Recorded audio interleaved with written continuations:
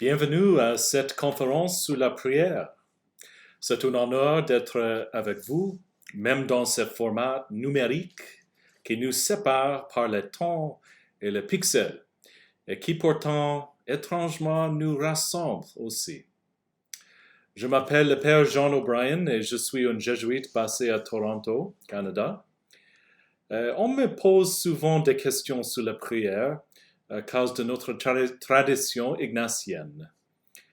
C'est une pratique que certains trouvent facile et que beaucoup trouvent difficile. Quel que soit votre cas, en tant que chrétien, nous savons que la prière est néanmoins une nécessité. C'est comme l'oxygène. Sans lui, nous sommes vite en difficulté, en asphyxie. En même temps, il y a beaucoup de fausses notions et d'obstacles que nous érigeons sous la prière, que si nous les supprimons, la prière se révèle dans sa simplicité et sa puissance. C'est l'objet de la discussion d'aujourd'hui. Bien qu'elle s'intitule Au-delà de l'essentiel, elle n'est pas destinée aux experts. Il n'y a pas d'experts, seulement les enfants quand il s'agit de la prière. Comme nous l'avons entendu tout au long de l'année dernière, lorsqu'il s'agit de prière, nous sommes tous dans le même bateau. Cet exposé présuppose toutefois que vous connaissez déjà certaines choses fondamentales sur la prière. Par exemple, vous connaissez les prières de base de l'Église. Notre Père, l'Ave Maria, je vous en prie Marie, la gloire au Père et au Fils, le chapelet, ainsi que la grande prière de l'Église, le saint sacrifice de la messe. Cela suppose aussi que vous ayez essayé de prier par vous-même, que vous ayez quelques habitudes de base et surtout que vous ayez le désir de prier. Si c'est le cas, cet entretien est pour vous. Il n'y a jamais eu un homme ou une femme de Dieu qui n'ait pas été aussi un homme ou une femme de prière. Le Christ, dans son humanité, avait un besoin d'être immergé dans le Père. Il s'élève souvent tôt, gravit des montagnes ou traverse des lacs pour passer du temps en prière. La prière est donc essentiellement une communion avec le Père. Nous pouvons prier le Père, le Fils ou le Saint-Esprit, ou les trois en même temps, car celui qui me voit le Père, dit Jésus. Jésus est le visage du Père. Il nous révèle Dieu. Tout d'abord, Dieu nous parle en premier. Dieu est déjà là, en train de se communiquer. Nous souhaitons nous joindre à la grande conférence de la communication qui commence dans la Trinité et s'étend à nous tous qui sommes invités à la vie divine. Il y a plusieurs façons dont Dieu se communique déjà à nous. Puis en première, par la création visible autour de nous, qui forme le contexte physique de notre vie. Deuxièmement, à travers les événements de notre vie qui révèlent la providence de Dieu. 3. À travers Jésus-Christ dans l'Eucharistie, la présence eucharistique de Jésus. 4. Par l'Église, qui est aussi le prolongement du Christ dans le monde. Dieu nous parle à travers d'autres personnes de manière ecclésiale. 5. Par l'Écriture sainte, une forme réelle de sa présence. L'Écriture, c'est le mode de communication qui nous préoccupe le plus dans la prière d'aujourd'hui. Ce que vous faites juste avant la prière est important. Passez quelques instants à vous calmer et à vous détendre. Et vous installant dans une position de prière, Saint Ignace dit qu'il faut faire une pause dans l'espace d'un Notre Père ou d'un Ave Maria avant de commencer. Alors donc, les 4 P. Premièrement, la préparation de l'écriture en avance. Savez le passage avec lequel on va prier. So, la préparation de passage, de la passage. 2. La place. La place, c'est là où vous êtes seul et sans étrave dans votre réponse à la présence de Dieu. 3. La posture. Recueillement. Ni trop rigide, ni trop relâché. Une harmonie du corps avec l'esprit. 4. La présence de Dieu. Soyez conscient de la présence de Dieu. Et 5. Priez le passage de l'écriture. Commencez à le lire. So, préparation de l'écriture, la place, la posture, la présence de Dieu et priez le passage. Choisissez un passage de l'écriture, pas plus de 5 à 10 versets. D'une époque d'activité et de tension comme la nôtre, il n'est pas toujours facile d'oublier nos soucis et nos engagements, le bruit et l'excitation de notre environnement. Ne vous sentez jamais obligé d'effacer toutes les distractions. L'anxiété à cet égard pourrait se mettre entre nous et Dieu. Réalisez plutôt que le Verbe se fait chair, qu'il nous parle aussi dans les préoccupations. Alors, on prie nos préoccupations, on porte nos préoccupations avant Dieu, premièrement. Et alors, conscient de la présence de Dieu, adressez-vous à lui directement et simplement, Seigneur, je viens devant toi. Tu as voulu que je sois et que je suis ta fille ou ton fils.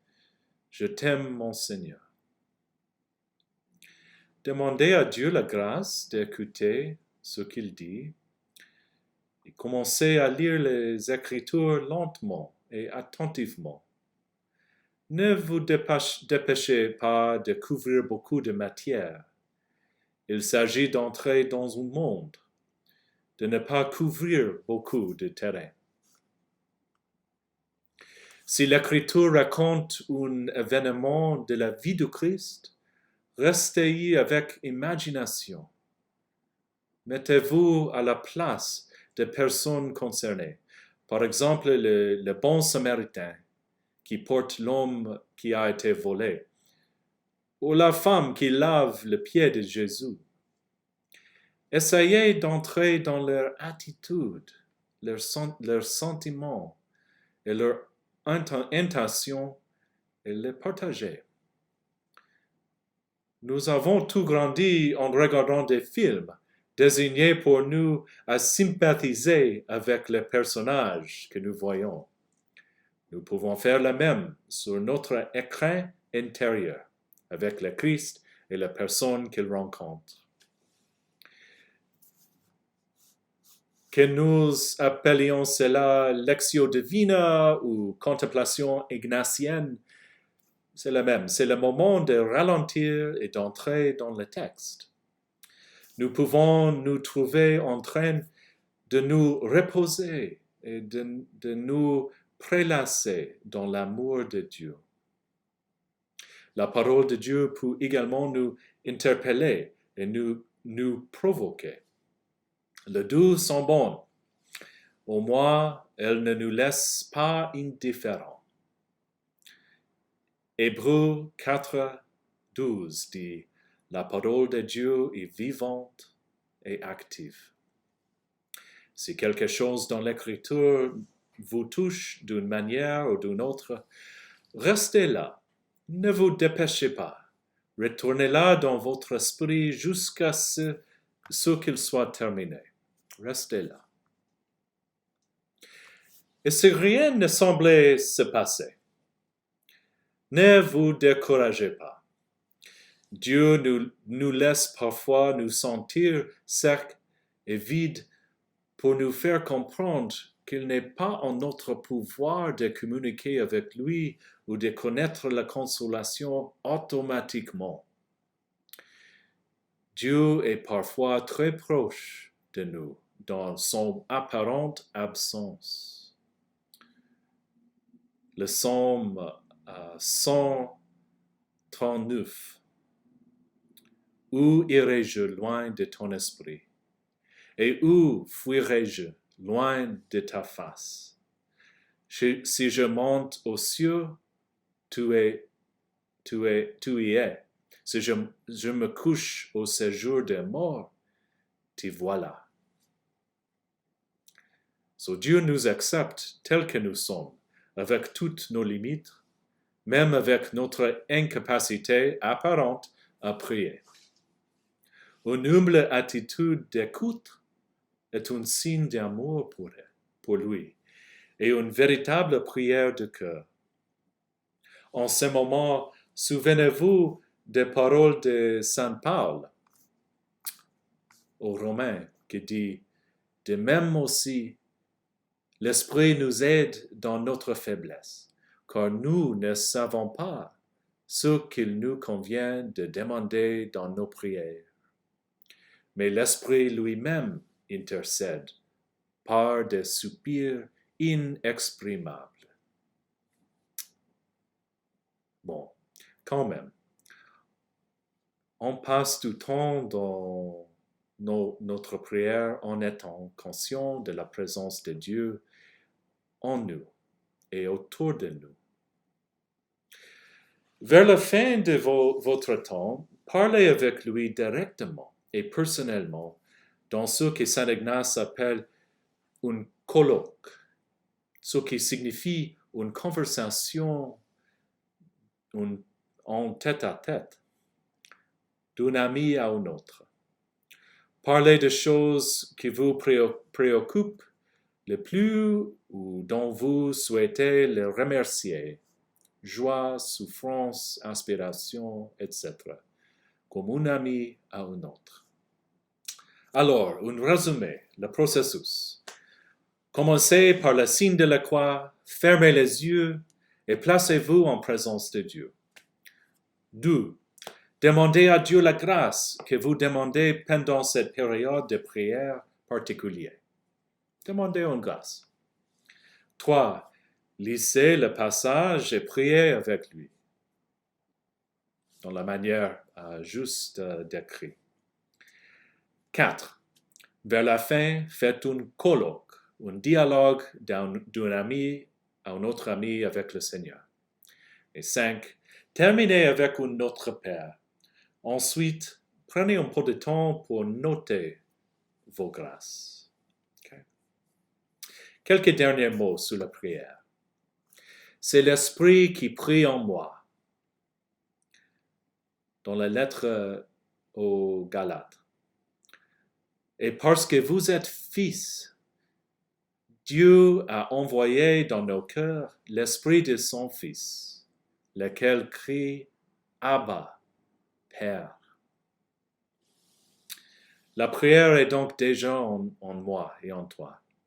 En priant, j'entre dans un monde de prière qui est un lieu de communication continue entre les personnes de la Trinité et tous les saints qui ont prié en Dieu dans le passé et dans le présent. C'est une interpénétration. Une bonne prière est celle qui transforme ma vie parce que j'ai laissé de l'espace pour l'action de Dieu. Je ne me contente pas de parler ou de penser à Dieu, mais je le laisse me parler. Je donne à Dieu le pouvoir absolu sur ma vie jour après jour. Les paroles doivent s'incarner en moi. C'est presque biologique, une transformation, une métanoïa. Je dois prier jusqu'à ce que les fruits mûrissent en moi.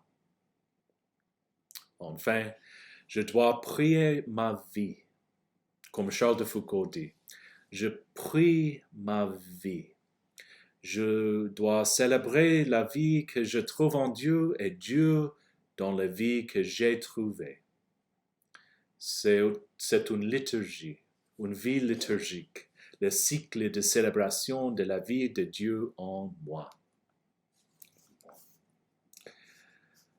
Alors, j'espère que ces réflexions ont été utiles.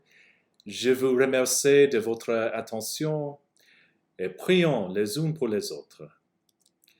Que Dieu vous bénisse.